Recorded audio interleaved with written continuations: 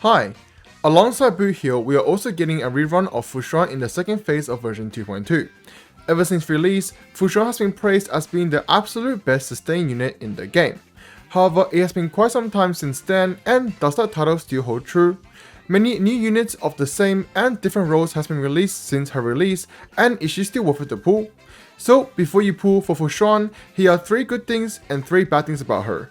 Before we start, I'll be giving away 2 supply passes / welcome moon / crystal card to my subscribers at 5k subs, so make sure you subscribe to enter.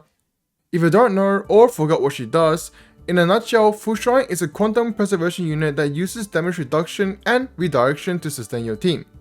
Her skill deploys a field which redirects a percentage of damage received to Fuxuan while also increasing max HP and crit rate for the whole team.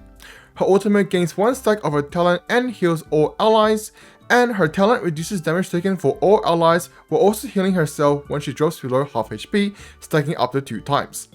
Overall, Fuxuan still has a very unique take on the sustainer role and is still one of, if not the strongest sustains in the game, as that brings me onto the 3 good things about Fuxuan. Fuxuan is still the strongest sustain, at least when it comes to single target attacks from the enemies. Now of course, she is still very good against AoE attacks, but a new 5-star sustain called Adventuring will out-sustain her when it comes to those contents. However, for single target damage, she is still the queen of sustaining. Fuxuan's damage reduction and damage redirection allows any ally getting hit to take basically no damage, no matter how big the attack is. And actually, in fact, the damage mitigation is a percentage, so in a lot of cases, the stronger the attack from the enemy, the more effective the damage reduction is. However, mitigation and redirection still causes Fuxuan and her teammates to lose HP, unlike shields. So that's where her ultimate small team heal and her talent self full heal comes into full effect, which truly makes her one of the best and most comfortable sustains in the game.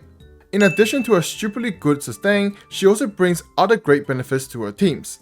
Fuxuan's talent increases HP and crit rate to all team members.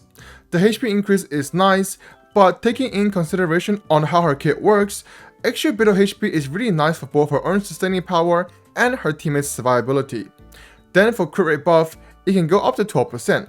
Now of course, if your DPSs are perfectly built, then a bit of crit rate may seem a bit pointless. But for the majority of us, a 12% crit rate buff is actually one of the best buffs you can get, as we mostly run our DPSs at 70 to 80% crit rate. An extra 12% really puts them in the prime spot to crit. Well, unless you're silly.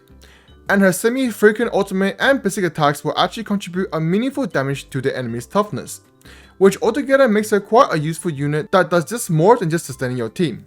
And with her talent and ultimate mentioned, we also have to mention one more insane part about her kit, and that is her skill grants a team-wide CC immunity per skill. This is literally a game-breaking mechanic, as a lot of bosses' mechanics are focused on crowd controlling your team, like Kokolia's ice attack. Being able to completely negate those attacks really makes her all the more stronger as a sustainer, as even if she does inevitably get power crept, which I really highly doubt to be anytime soon, she will still be a prime option against opponents that have a team-wide CC. However, as good as she is against team-wide CCs, she isn't all that good into team-wide attacks, as that brings us onto the 3 bad things about Fuxuan. Fuxuan will suffer against really strong AoE attacks from the enemies. With the way her sustaining works, if an enemy does a big hit on all 3 teammates, all 3 redirect the damage to her, which will hurt her a lot and in a lot of times can come close or straight up kill her. Now I do want to mention, bosses in any content other than SU expansions will not do enough for this to be a bad point. But I do not want to speak too soon, as the new game mode Apocalyptic Shadow is approaching.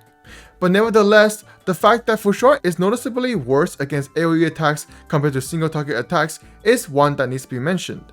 And just like how she suffers against strong AoE attacks, she will also struggle as the fight goes on.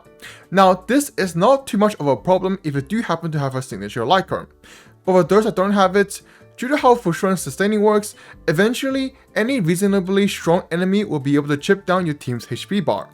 However, if you do have a Lycorn, then it's not so bad. But that also means Fuxuan's true sustaining potential is locked behind another gacha wall, which is not the most ideal thing to hear. Finally, one last point I want to mention is Fuxuan is not quite as skill point efficient compared to some of the other top tier sustains. Units like Aventuring and Locha who can literally operate skill point free, making them a skill point generator, which is extremely valuable to basically any team. Fuxuan is unable to do that as she needs to refresh her skill every 3 turns, and if the enemy does use a CC attack, you have to skill again to refresh the CC immunity.